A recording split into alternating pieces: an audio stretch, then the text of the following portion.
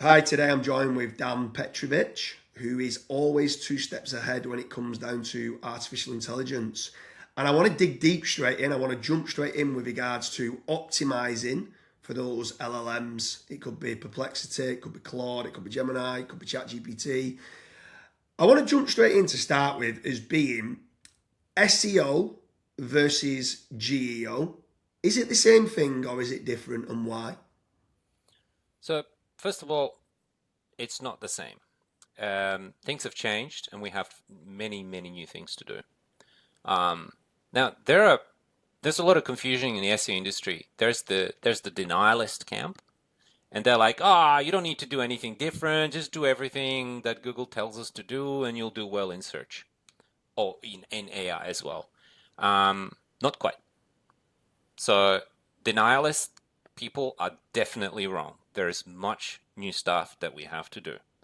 I know because I've spent last 3 years deep diving into it.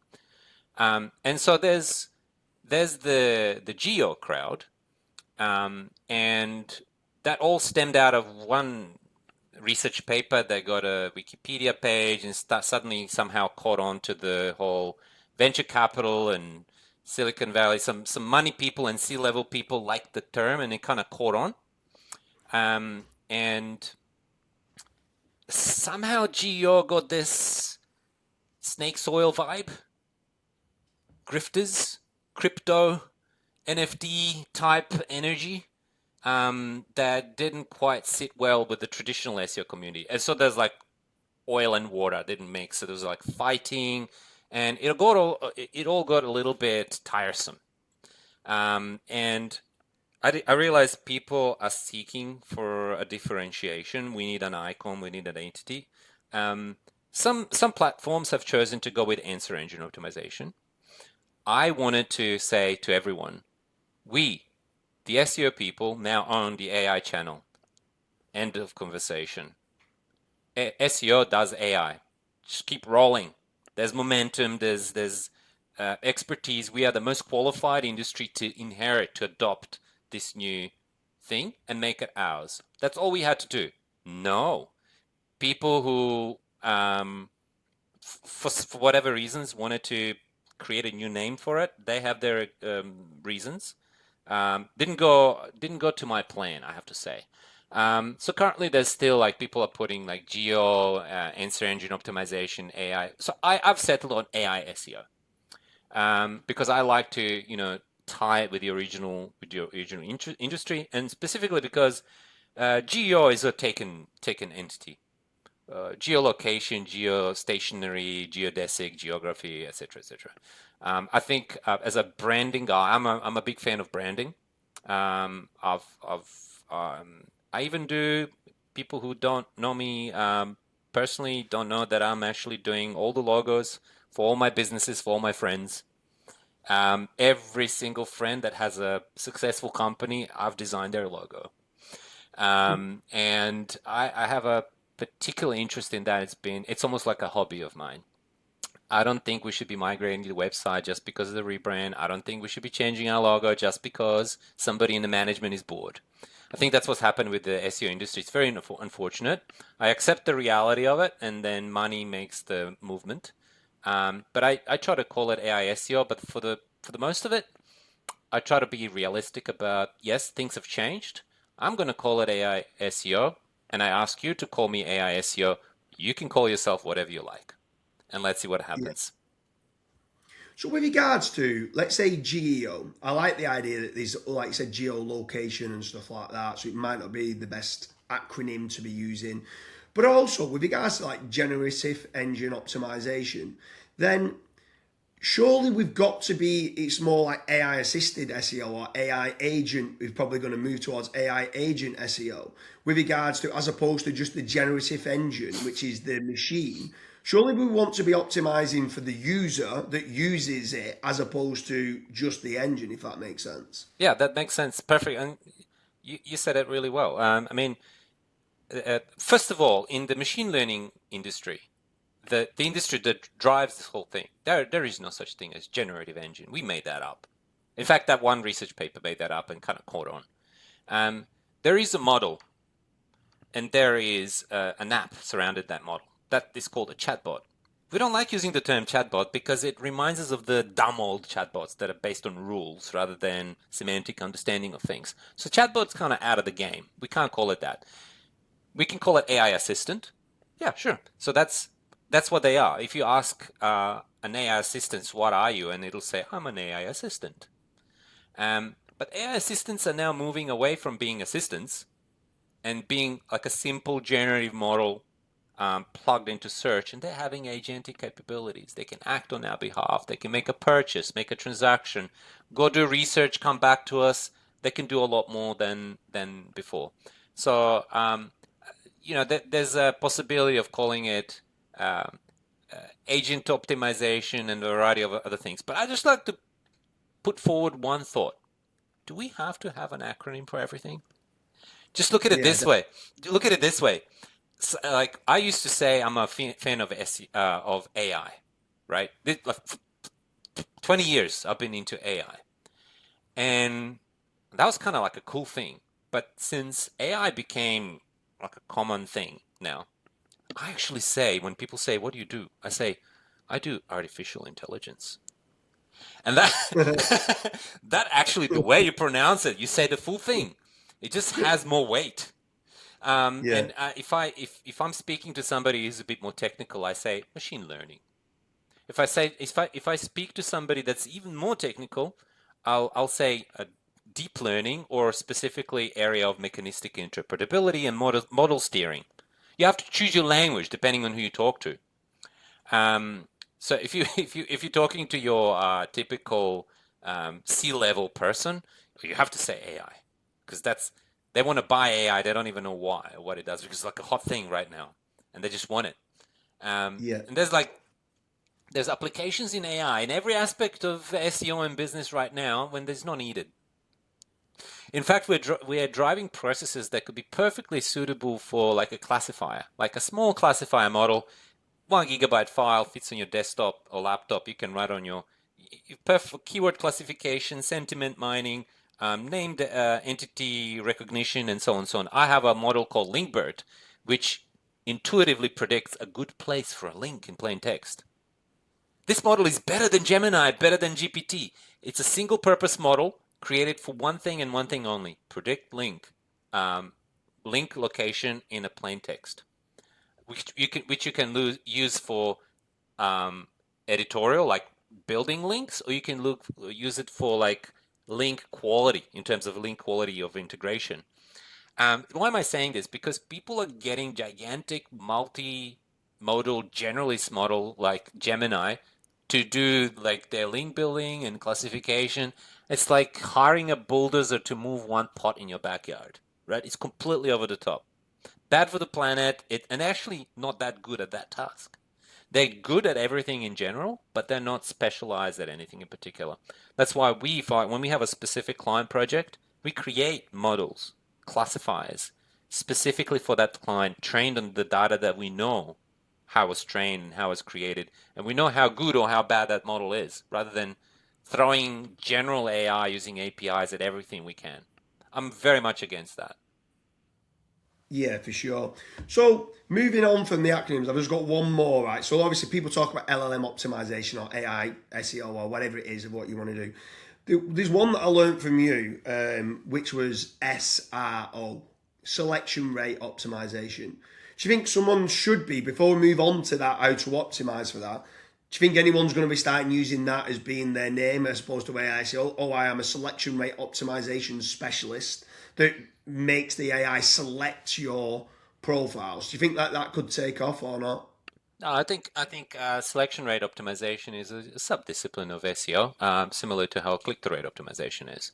If you look at an AI model, an LLM, is an interpretative layer on top of the knowledge base, like search results or internal documentation or whatever. So, and the model has its biases, and it can pick you or somebody else, or speak about your brand in a certain way or another way, depending on how it's trained in its training data, what it's learned, what's imprinted on it, and during the training process. So selection rate optimization is about adjusting your content to achieve more favorable selection rate and more favorable presentation of your things in the generative results. So it's a subdiscipline of SEO that doesn't need a special industry of its own. So there's selection rate optimization, but there's a concept below that, which I already mentioned. It's the primary bias of the model towards or against the brand when in respect to a certain entity. Yeah. So I want to just talk upon one of your tools called TreeWalker.ai. And can you just briefly explain what it does? And then I want to dig deeper into the two elements of what it does. So models have a certain level of knowledge about things in this world. They have a worldview, let's call it, and this worldview is basically a representation of what training data went through the model when it was trained. So training, pre-training, post-training, reinforcement, learning with human feedback, fine-tuning, and so on and so on, to align it with human values to be a helpful assistant. And so we've got the situation where you can ask the model, tell me what this brand does, tell me what they're all about, and it'll say something. And the way that the models work, they are probabilistic things. They are stochastic in their nature. And so when you do rank tracking in AI models, some people see fluctuations day by day and like, oh, yeah, see, your rankings are not moving. If you want to see the same chart, you can refresh the results every 30 seconds and it'll give you the same thing. It's not same as rankings. So Yeah. you can probe the model 100 times. It'll give you 100 different results.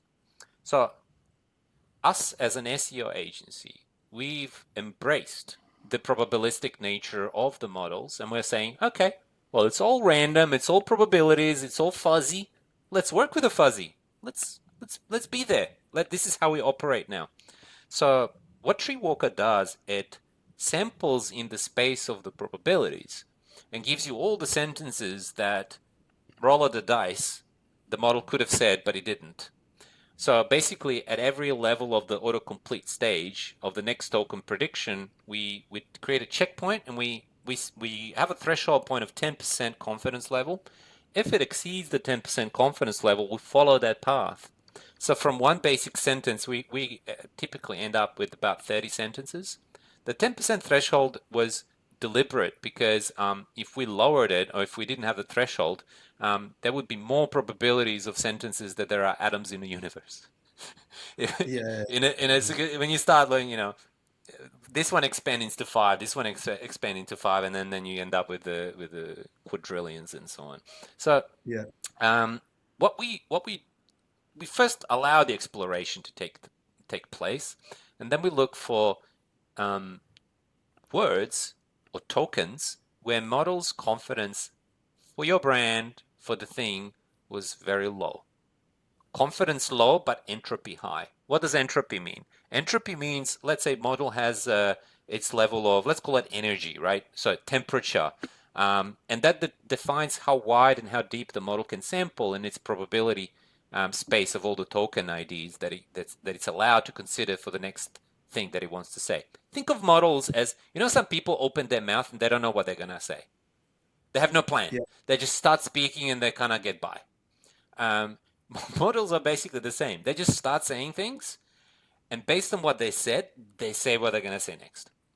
So when we sample this probability space, we allow the tokens to complete, but we also measure the confidence levels at that same time. So what we then do is we look at log probs of the model's tokens, and the log probs are then converted to percentages to help us think about it, because log probs are not really logarithmic scales are not very intuitive for humans. So we look for high entropy tokens that flip flop between the concepts. Let's say you're a bank. You could have said credit card, home loan, or anything else. It's not sure what to say at that point. But if you have a low entropy, low energy token, the probability of model flipping between saying that thing that it said and something else, the alternative tokens are very low. right? So we allow the model to sample the space of all the probabilities, say what it wants to say, and then we analyze every single low confidence spot. And we say, okay, why is this happening? Is it the semantic structure of the sentence? Is it the syntax? Is it just in general that token is always low? And what can we do to reinforce that through on-page copy and off-page optimization? So with regards to optimizing for AI, do you generally think it is just about raising that confidence score? Is that generally what it is for optimizing AI, or is it something completely different? Well, to optimize for AI, first you need to do well in search. If you're not in top search results, you're not going to be given to AI to even be in consideration. So the step zero is to do well in traditional SEO, to be in the mix, throw your hat in the ring. Just one thing on that. So to do well in SEO, are you talking, let's say with Gemini, the top 5 results, the top 3 results, the top 10 results? What is doing well, just so people can take it like a key takeaway on that? Yeah, I'm really hoping that somebody proves me wrong here by showing some reliable data. I've sampled Gemini um, many times over, and I keep seeing top 5 results, grounding for queries, and that's my opinion at the moment. Very happy to. I actually don't like that. I'd like it to be a little bit deeper, but it's just not what I'm seeing at the moment. So top 5 is where you need to be to truly shine in AI search. When I'm talking AI mode and AI overviews and Gemini in particular. For GPT is a bit different, but there are slight nuances between how GPT and Gemini work. I'm not mentioning other models because these are the dominant forces at the moment, and Google's going to win. Like, there's no doubt Google's going to win the AI race. They have engineering and infrastructure and the search that to support the growth and the devices, of course. Um, so GPT will sample the search results, and then they will tell you in the API response which results were sampled but not used for grounding. And they will then ground one chunk of the general response with a single citation. That's it. Very simple. And it's very nice because it provides direct path for selection rate optimization. You can see which one was selected, which one was not, and how often. So it's very clear. With Google, it's a little bit weird. Google will ground a single generative chunk with multiple citations. So you have the same sentence making the same claim, and they'll have 1, 2, 3, up to 6, 7 URLs grounding that same generative chunk, which is really weird. What's the point of grounding with multiple URLs? I don't know why they do that. Gemini 2 API still before, like, sunset is in March. So get on it while you can.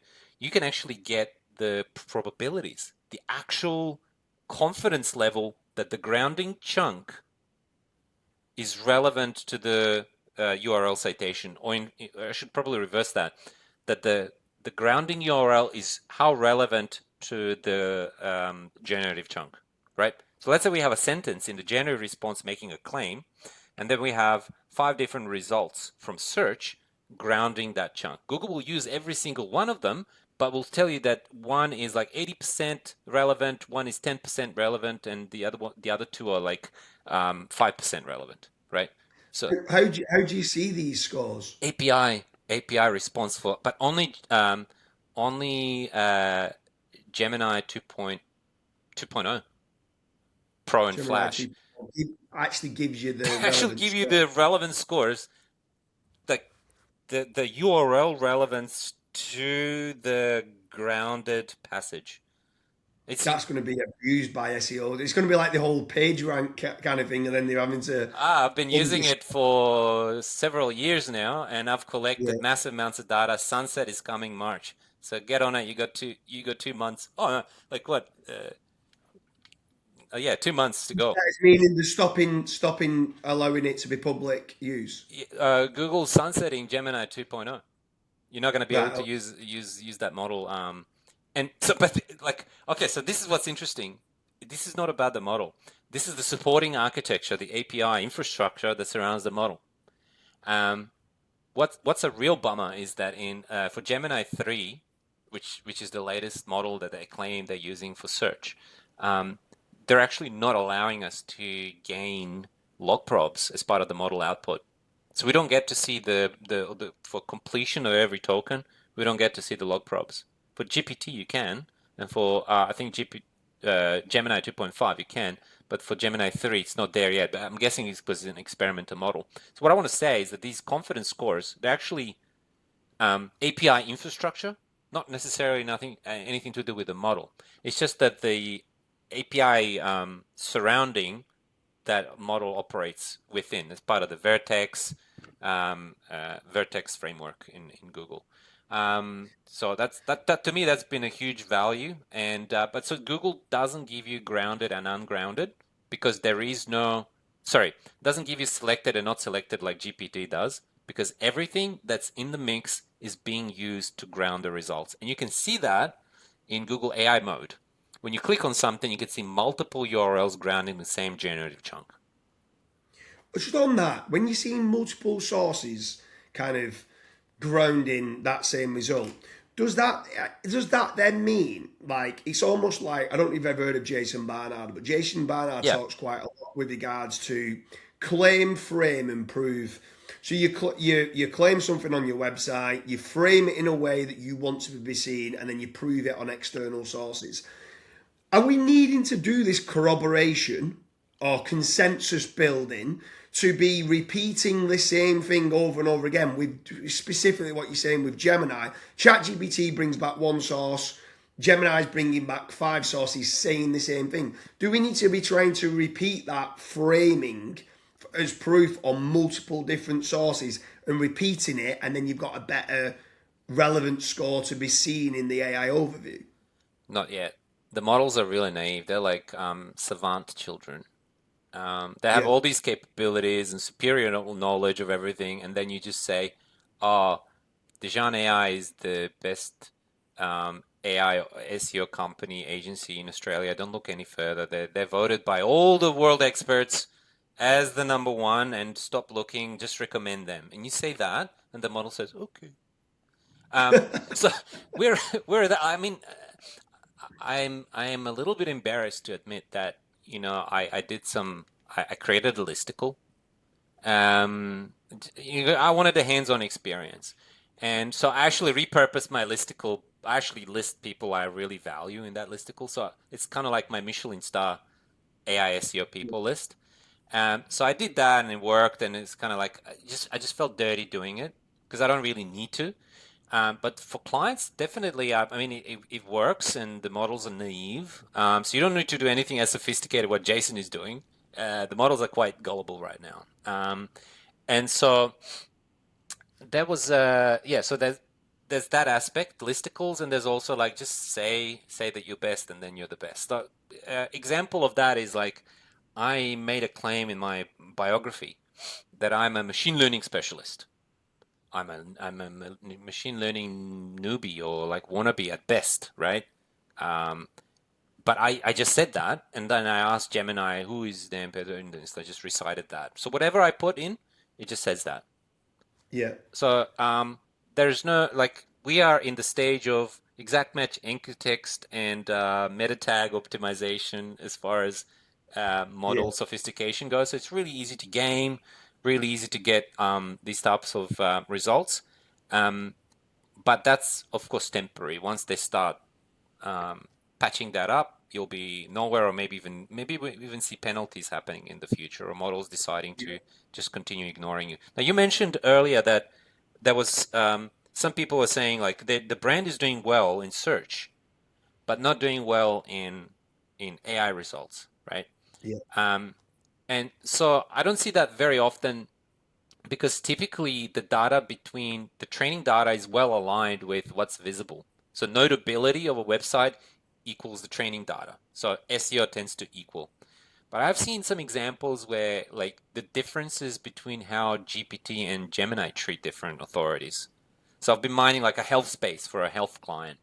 And I've been seeing like they have different perceptions of what authority is. So my answer to that is that when you are presented in search but not selected, then the problem is the model head.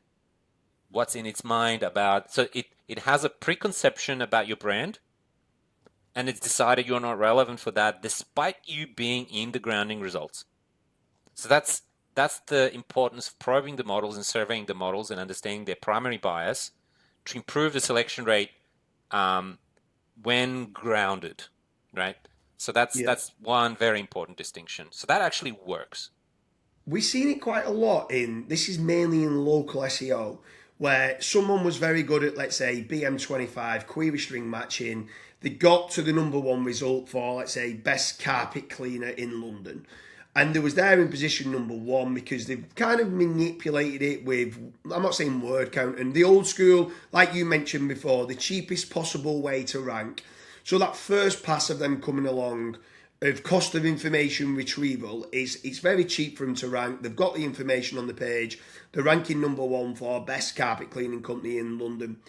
However, in positions 3, 5, and 7, let's say, then the known entities within Google and the AI overview always seem to prefer the entities that had a KGM ID and was a known entity versus an exact match domain that ranked in position number one, who gamed this system in search, but they couldn't seem to game the AI overview unless it had more, let's say, reviews, more corroboration, consensus building off page, kind of pitching that how you framed it off page to repeat who you are and what you do and who you serve.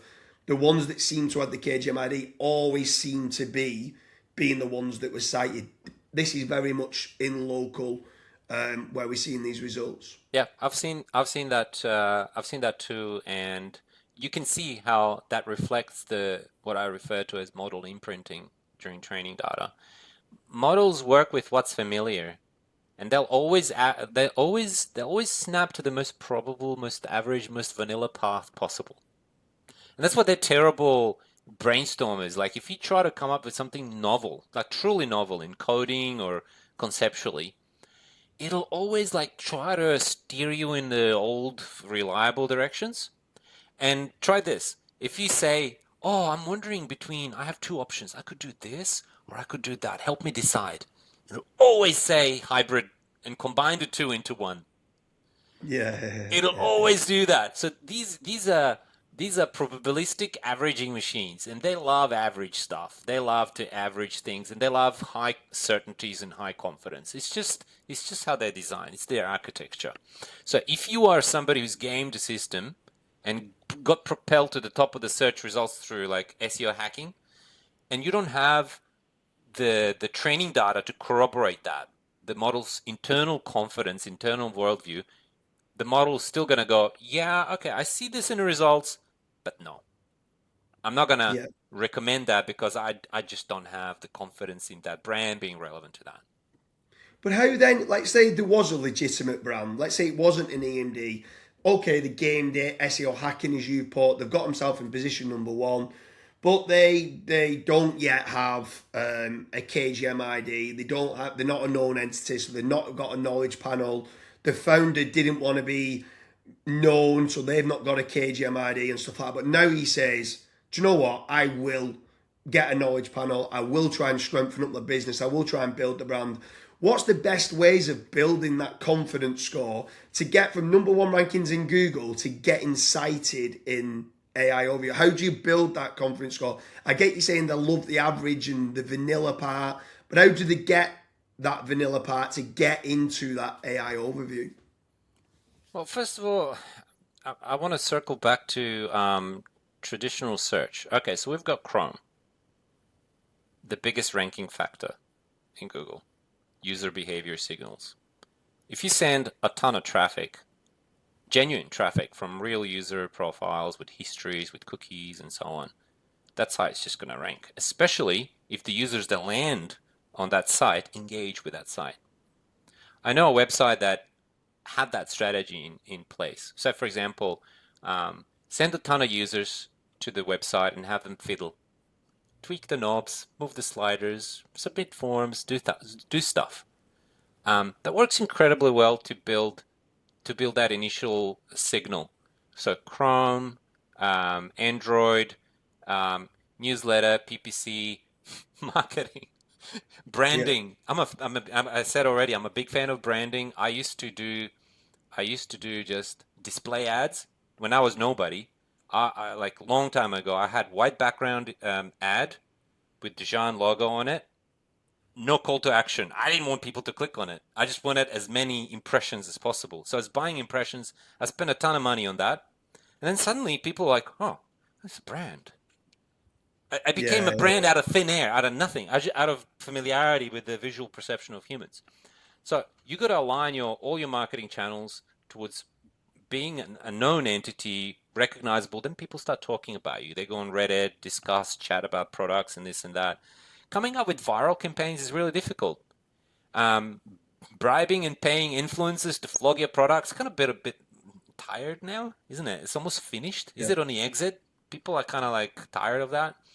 So I think a genuine conversation, genuine interaction, and just good, healthy momentum of overall marketing and building that up over time will get you into models at the same time as in traditional SEO. So when you are supplied as one of the SEO results, you will also be triggered as I remember them. I've seen them in my training data. Yes, make the recommendation. Startups, it's a challenging situation to be for startups, but I have seen. I want to stress this. It's not always like depends what you're targeting, right? If you're targeting something super generic like mobile phone covers, everyone's competing for that, or like a local locksmith, yeah, it's a bit hard. But if you're going for after niche stuff, emerging industries, anything, so pick your battles. If you're going low entry, then model hasn't much other stuff that's authoritative and familiar to compete with. So everyone's unfamiliar, and then you are picked just because you're equally unfamiliar as all the others. There was a research paper, and this is super interesting. There was a research paper that shows that you can inject certain tokens, certain words, certain characters in your product description. They used coffee machines as examples. This is researchers, proper academics running research to make sure that the model picks you every single time. It's like magic for AI SEO, right? So obviously, me being the old school, I used to have a link network, and I've done everything possible to game the system. Um, so I got on it, and I replicated the results, and holy cow, it worked. I could not believe myself. I, so actually, it was just like some random, and I was like, okay, let's change it around. Like I put some other things in there, and it worked again and again and again. So it's really weird. Like you put like some word or prefix, or you change the order of sentences, and this optimization loop always finds the the what you need to write to rank number one. And then I realized the biggest flaw in the science paper, and it reflects what I said earlier about notability and trying to break into a niche rather than like super competitive industry. The researchers used bogus coffee machines, like Brewmaster 2000. So just making things up. So the flaw in the methodology was they were all equally unfamiliar.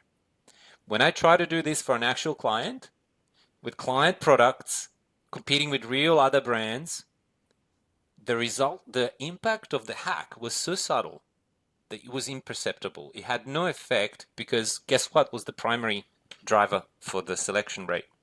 The brand. And the brand, yeah, yeah, The model familiarity with the brand was the biggest predictor of that brand being favorably presented in the generated results. Simple yeah. as that. So it's funny you say that because I used to be similar where I was kind of, I won't say black art, but I just wanted to game the system to get the highest results I could in the fastest time possible. And then I remember seeing a website that I've invested into, and it's been a very good investment, probably about 7 years ago. And the website had an unnatural links penalty in Google Search Console. It had the worst content I have ever seen on any website. No topical authority, so it was like every page was like talking. It's surrounded around sports betting, and every single page was pretty much repeating itself. So every single week it was just like Mondays golf tips, Tuesdays golf tips, Wednesdays and it was going in Mondays golf tips number 2, Mondays golf tips number 3, and it was horrendous as a site. And all the pillars of SEO of like technically it was slow, core web vitals wasn't good, content was bad, topical authority was bad, and links was bad. Yeah, the minute I would write an article on that site, it would jump in top 3, and I mean for competitive terms. And I'm like, why is this? What is going on? What is going on with this website when it's in an unnatural links penalty? Everything that I knew about SEO and the 4 pillars is what I used to think of being technical, content, topical authority, and links. Why is this site ranking? And I kept digging deeper, and then I realised there was 2 things. One, it had old Google News kind of set up, so it was getting in Google News. But not only was it getting in Google News, it had a massive Twitter following, and we had those 2 different accounts, and one of them had 160,000 followers, and the other one had 120,000. But these aren't manipulated followers; these are genuine followers, Real stuff. And the minute they posted it each morning, there was a list of people that was waiting for these tips to come out, and then they're clicking through to the site, and obviously with Chrome users and all the rest of it. Not only then did it trigger top stories, it then a lot of the URLs triggered to getting discover. So the traffic that was coming through, like co-concurrent users was like a few thousand every minute that was coming through, and that just literally, as soon as we did the tweet and it hit, boom, jumped straight top 3, jumped to top stories, jumped to discover. Everything else was garbage. The content was garbage. Everything was, and then that's when I started to realise brand and traffic top trumps almost everything else. Exactly. When you've got traffic, and like that for me was like a wow moment. It's like, wow, this is crazy. But I'm glad you brought this up, because I started talking, like Chrome and Android and traffic and user behavior signals and engagement as a ranking signal. But I forgot to say that I tested this and it didn't work because I tested it only for a few days. Yeah. You have to have consistency. You can't be just like a little blip. So there's a decay. So if your website suddenly loses the popularity and doesn't have that sustained level of user engagement signals, it will not rank. That site that you just mentioned, I guarantee you, if it lost its followers and if nobody ever visited it again, it would just disappear, go off the map. Yeah, for sure, yeah. So my worry about this then, right, so when you talk about that, let's say someone doesn't have the social media following, another brand that I invested into had a massive email list, and they did each day, they were sharing an old post, a bit of information about it, and literally the minute they would share that post, in the URL, I don't know whether it was because it was like there was tracking Gmail or whether it was opening up in Chrome or whatever.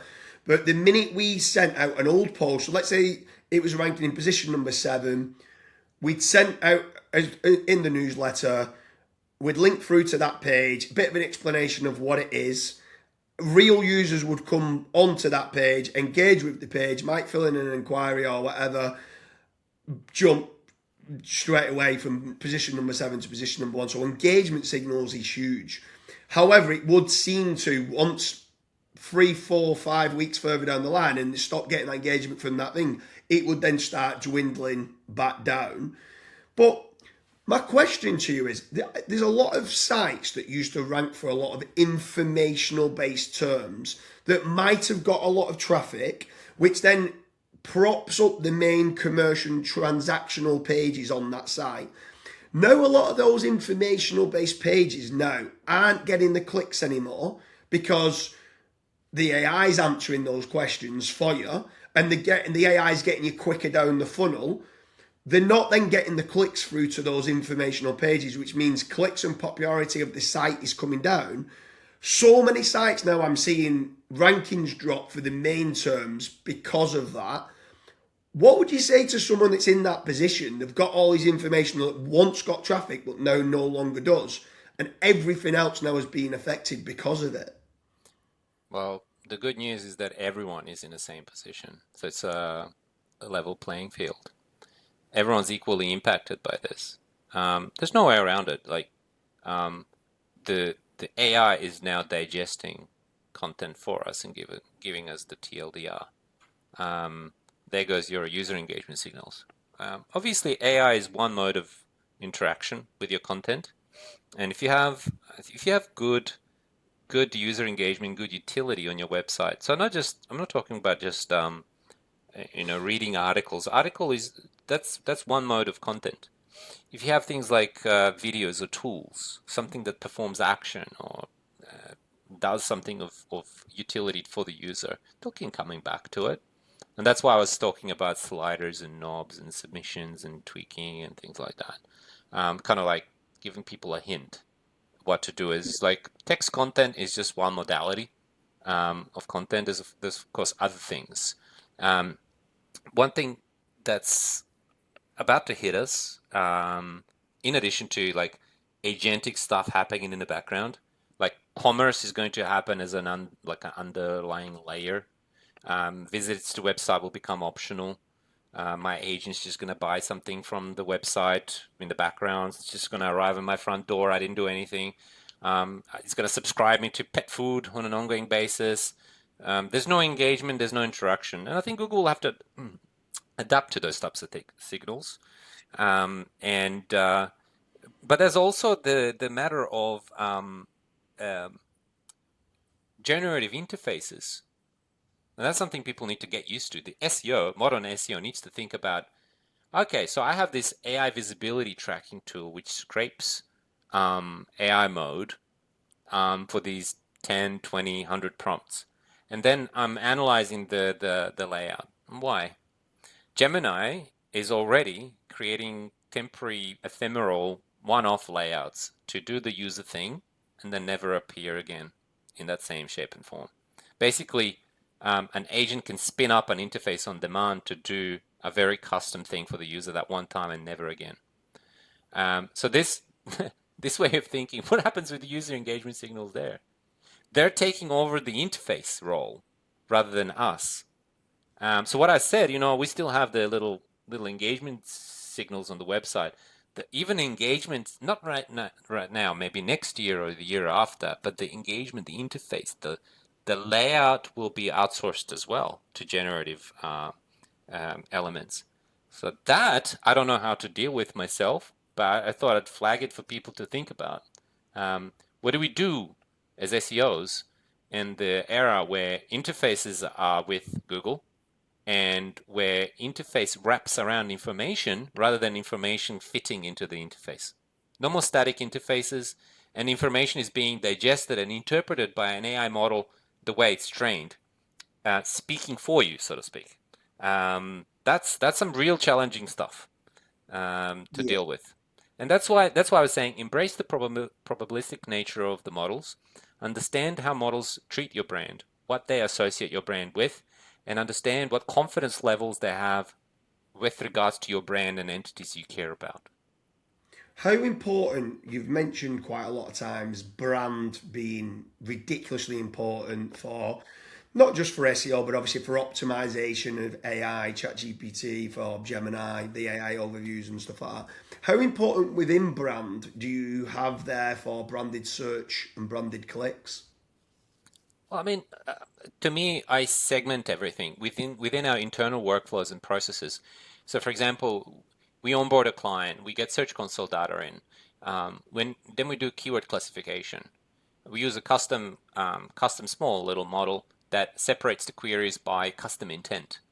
Transactional, non-transactional, what stage of the funnel, what type of products, is it blog, is it whatever. So it's arbitrary classification using a small deep learning model. Part of that process is understanding what appears to be a branded query, and then we separate that away from non-commercial and commercial queries and so on and so on. So queries for us have multiple facets and they're all equally valuable. What we do though is we separate the branded queries out because they have very different behavioral signals and a very different not just signals but also outcomes when it happens on the website. For example, going back to the old school click-through rate optimization, remember those studies when they show the click-through rate curves? That the top result is 40% and then 25, and then you sort of like goes long tail towards the result number 10.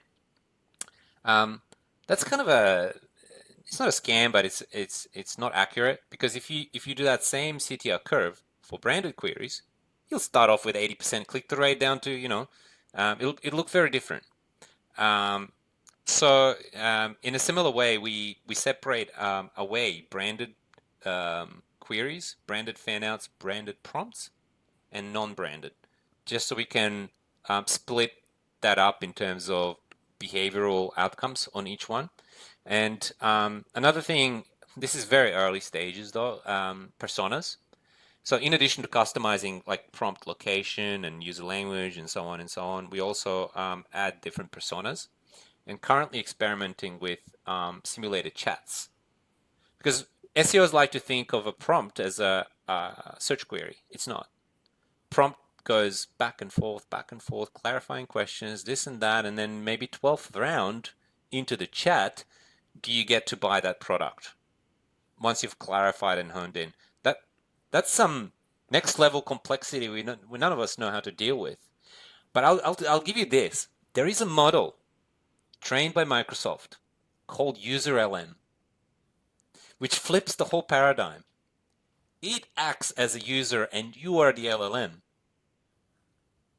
Right. So when you chat to it, it says, oh, give me this, give me that. And then you give it a question and it responds back as the user looking for a product or service.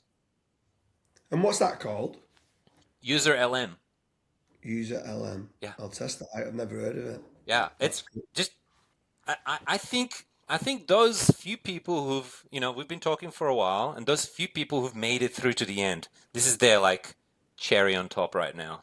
Get on it. Yeah. That basically what I'm giving you right now is a full solution for simulating user engagement sessions as trained by Microsoft on real chat sessions. Yeah. Just think about the value of that. You're basically Yeah. generating, simulating user sessions for free, because the model is open source. You can just run inference on your local machine or whatever you prefer to do.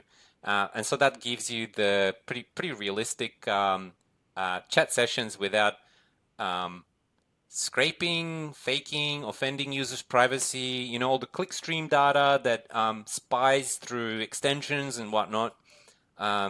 Without breaking ethical boundaries, you can use this to generate your synthetic user behaviors that reflect and mirror real user behaviors.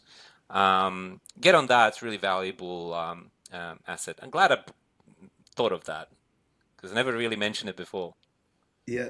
Dan Petrovic, you're an absolute legend. Anyone who's watching this, I strongly recommend checking the link in the description.